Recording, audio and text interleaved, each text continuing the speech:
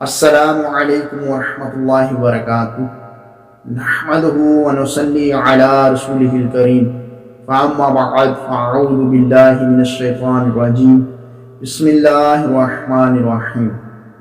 میرے بہت ہی پیارے اور عزیز محترم ساتھیوں، آج ہم باحیا نوجوان کا ایک واقعہ سنیں گے۔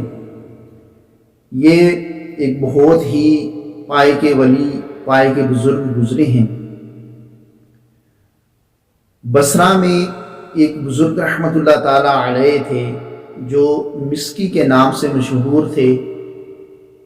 مشک کو عربی میں مسک کہتے ہیں، تو مسکی کے معنی ہوئے مشک بار، اور مشک بار کے معنی ہوئے مشک کی خوشبو میں بسا ہوا، مشک کی خوشبو سے بسا ہوا۔ وہ بزرگ رحمت اللہ تعالی علیہ ہر وقت مشک بار، خوشبودار خوشبو میں رچے بچے رہتے تھے، یہاں تک کہ وہ جس راستے سے گزر جاتے، جس راستے سے گزر ہو جاتا تو ان کی خوشبو سے پتہ چل جاتا کہ اس راستے سے حضرت مسکی رحمت اللہ تعالی علیہ تشریف لے گئے ہیں۔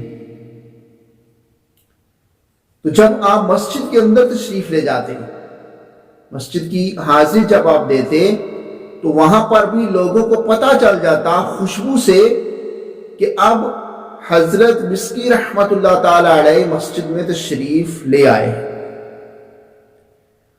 تو آپ رحمت اللہ تعالی علیہ کو کسی نے کبھی پوچھا، بلکہ آپ سے بات کی، کہا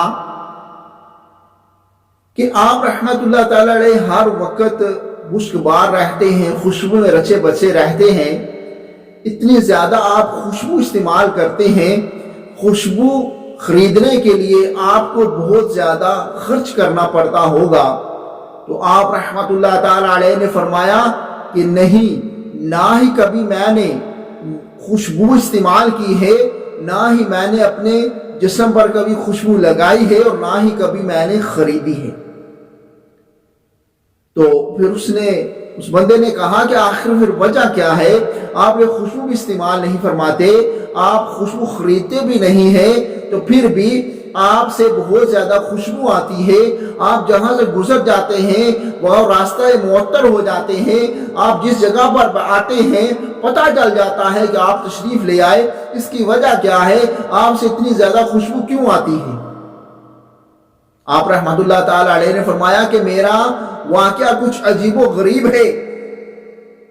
پھر واقعہ سنانے لگے، کہنے لگے کہ میں بغداد کے ایک خوشحال گھرانے سے تھا، یعنی میں بغداد معلیٰ شریف کے ایک خوشحال گھرانے میں پیدا ہوا، اور جس طرح امیر لوگوں کی بچوں کی پرورش ہوتی ہے، پڑھائی وغیرہ ہوتی ہے، اسی طرح میری بھی ہوئی، اور میں سب سے زیادہ باحیا تھا، میں بہت زیادہ حیا کرتا تھا، بہت زیادہ شرمیلا تھا۔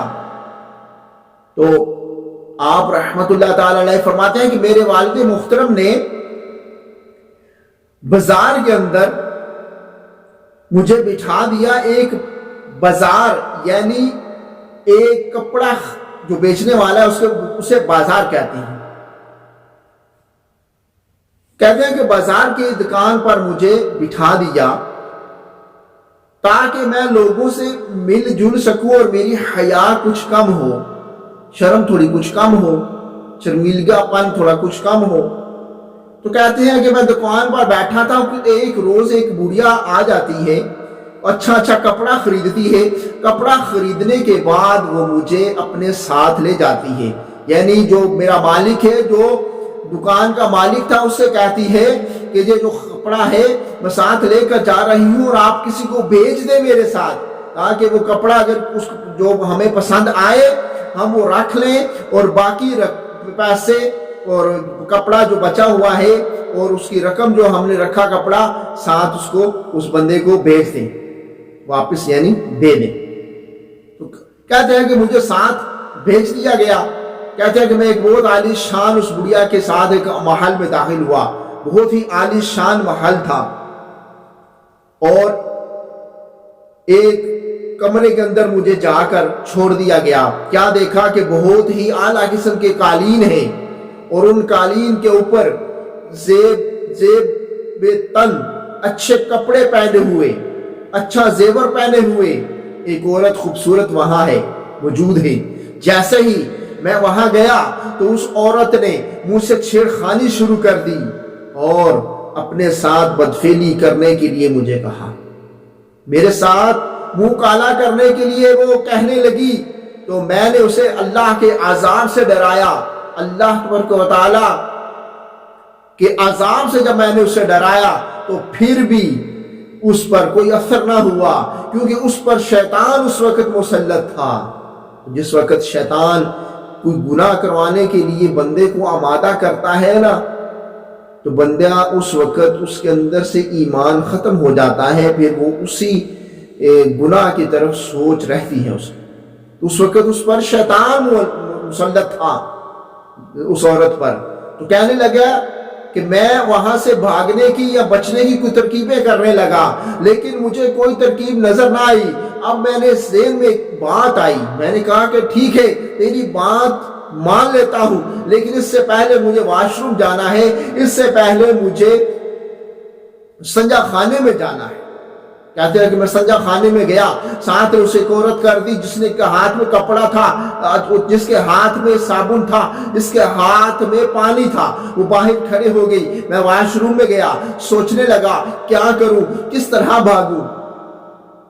کہتے ہیں کہ سوچ آ گئی، میں نے اپنے جسم کے اوپر گندگی جو پڑی تھی سنجا خانے کے اندر، وہ واش روم کے اندر، وہ سب کی سب اپنے جسم پر مل لی، اور پھر آنکھیں نکال کر میں باہر آیا۔ وہ جو عورت کھڑی تھی میں اس کی طرف لپکا، آوازیں کستے ہوئے لپکا، دیوانوں کی طرح، پاگلوں کی طرح اس کے پیچھے میں ہو گیا۔ تو کہتے ہیں کہ وہ عورت باغی چیخی، پاگل پاگل کہنے لگی۔ اس نے اور بھی جو نوکریانیاں تھیں ان کو اکٹھا کر لیا، پھر سب نے مجھے ایک ٹاٹ کے اندر لپیٹ کر مجھے جا کر ایک باغ کے اندر چھوڑ دیا۔ اب مجھے جب چھوڑ دیا تو میں کچھ دیر ایسے ہی پڑا رہا۔ جب میں نے محسوس کیا کہ وہ ساری کی ساری چلی گئی تو میں نکلا، اپنے کپڑے صفائی کیے، اپنے جسم کو پاک کیا تو گھر آ گیا۔ کہتے ہیں جب گھر آ گیا، واقعہ میں نے کسی کو نہیں بتایا، تو جب گھر آ گیا تو خواب میں دیکھا کہ کوئی کہنے والا کہہ رہا ہے کہ تم کو حضرت سیدنا یوسف علیہ السلام سے کیا خوب، بہت زیادہ، بہت خوب مناسبت ہے۔ اور اس نے کہا کہ تم مجھے جانتے ہو میں کون ہوں، جو آواز دینے والا تھا جو خواب کے اندر آیا؟ تو اس نے کہا، آپ بزرگوں نے کہا کہ میں نہیں جانتا۔ تو انہوں نے کہا کہ میں حضرت جبرائیل علیہ السلام ہوں۔ اس طرح کہنے کے بعد حضرت جبرائیل علیہ السلام نے میرے جسم کے اوپر، میرے جسم پر اپنا مبارک ہاتھ پھیر دیا۔ اس وقت سے میرے جسم سے آج تک مشک کی خوشبو آ رہی ہے۔ یہ جو خوشبو آ رہی ہے یہ حضرت سیدنا جبرائیل علیہ السلام کے مبارک دست مبارک، ہاتھ مبارک کی خوشبو ہے۔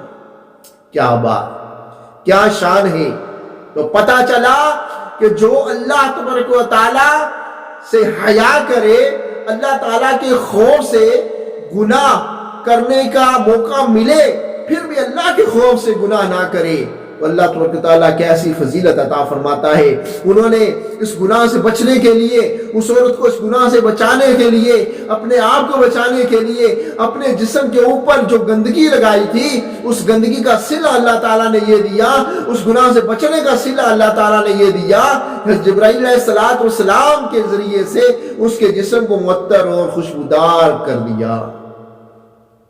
میرے پیارے محترم اسلامی بھائیوں، حضرت سیدنا شہیب الدین سہروردی رحمت اللہ تعالی علیہ فرماتے ہیں کہ اللہ عز و جل کی عظمت اور جلال کی تعظیم کے لیے اپنی روح کو جھکانا، اسے حیا کہتے ہیں۔ حضرت سیدنا اسرافیل علیہ السلام کے بارے میں آتا ہے کہ آپ کے بارے میں آتا ہے کہ اللہ تعالیٰ سے آپ اتنی حیا کرتے ہیں کہ آپ حیا کی وجہ سے اپنے پروں کے اندر خود کو چھپائے ہوئے ہیں۔ حضرت سیدنا عثمان غنی رضی اللہ تعالیٰ عنہ کی حیا کے بارے میں واقعات ملتے ہیں۔ آپ کے بارے میں آتا ہے، آپ رضی اللہ تعالیٰ عنہ فرماتے ہیں کہ میں بند کمرے میں غسل کرتا ہوں تو اللہ تعالیٰ سے حیا کی وجہ سے سمٹ جاتا ہوں۔ بند کمرے میں غسل فرماتے، اپنے مبارک جسم پر کپڑا ہوتا، پھر بھی اللہ کی حیا سے اپنے آپ کو سمٹا کر غسل فرماتے، اتنی اللہ سے حیا کرتے تھے۔ ابن اساکر نے حضرت سیدنا ابو ہریرہ رضی اللہ تعالیٰ عنہ سے روایت کی ہے کہ آقا دو جہان سرور ذیشان امام الانبیاء صلی اللہ تعالیٰ علیہ وآلہ وسلم نے ارشاد فرمایا کہ حیا ایمان سے ہے، اور عثمان غنی رضی اللہ تعالیٰ عنہ میری امت میں سے سب سے بڑھ کر حیا والے ہیں، حیا کرنے والے ہیں۔ سبحان اللہ۔ یا الہی دے ہمیں بھی دولت شرم و حیا، حضرت عثمان غنی با حیا کے واسطے، آمین آمین۔ میرے پیارے محترم صلی اللہ علیہ وسلم، حیا کے حوالے سے ہم نے ایک بہت ہی عظیم واقعہ سنا، حدیث پاک سنی۔ اللہ تبارک و تعالی ہمیں ہمارے اندر حیا پیدا فرمائے، اور اللہ تبارک و تعالی ہمیں حیا کرنے کی توفیق عطا فرمائے۔ اللہ تبارک و تعالی اپنے محبوب صلی اللہ علیہ وسلم کے صدقے سے آقا کی سنتوں پر چلنے کی توفیق عطا فرمائے۔ جب آقا کریم صلی اللہ علیہ وسلم رستے سے گزر فرماتے، رستے سے جاتے تو ایک سائڈ میں ہو کے چلتے اور آنکھیں نیچی کر کے چلا کرتے تھے۔ ہمیں بھی اللہ تبارک و تعالیٰ آقا کریم صلی اللہ علیہ وسلم کی مبارک آنکھوں کا صدقہ ہمیں بھی حیا والی آنکھیں عطا فرمائے، آمین بجاہ نبی الامین صلی اللہ تعالیٰ علیہ وآلہ وسلم۔ تمام احباب اپنا خیال رکھیے گا، اللہ تعالیٰ آپ کو خوشیوں سے مالا مال فرمائے۔ جو نئے ہیں اس چینل کو سبسکرائب کر لیں۔ اللہ تبارک تعالیٰ آپ کو علم دین کی خدمت کی اور مجھے بھی توفیق عطا فرمائے، آمین بجاہ نبی الامین صلی اللہ تعالیٰ علیہ وآلہ وسلم۔ السلام علیکم ورحمۃ اللہ وبرکاتہ۔